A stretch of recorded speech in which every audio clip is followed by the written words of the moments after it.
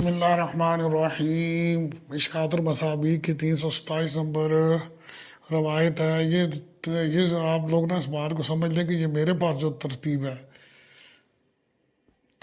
اچھا جی، اس کے اندر یہ آتا ہے کہ حضرت ابو رافع رضی اللہ تعالیٰ عنہ بیان کرتا ہے کہ انہیں ایک بکری ہدیے کے طور پر دی گئی تو انہوں نے اسے ہنڈیا میں ڈال دیا۔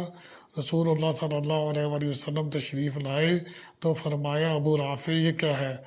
انہوں نے عرض کیا، اللہ تعالیٰ کے رسول، ایک بکری ہمیں بطور ہدیہ دی گئی تھی تو میں نے اسے ہنڈیا میں پکایا ہے۔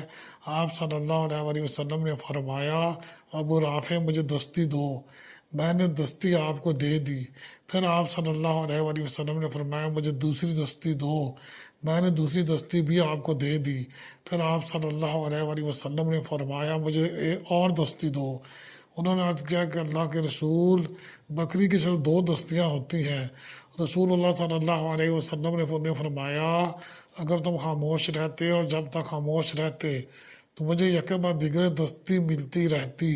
پھر آپ نے پانی منگوایا، کلی کی اور اپنی انگلیوں کے کنارے دھوئے، پھر کھڑے ہوئے تو نماز پڑھی۔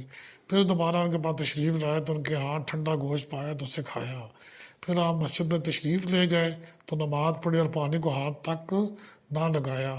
یہ روایت ضعیف ہے، اور جو دارمی ہے انہوں نے ابھی عبید سے کیا ہے، اور اس کے اندر یہ ذکر نہیں کیا ہے کہ انہوں نے پانی منگایا اس کے آخر میں، یہ ذکر انہوں نے نہیں کیا۔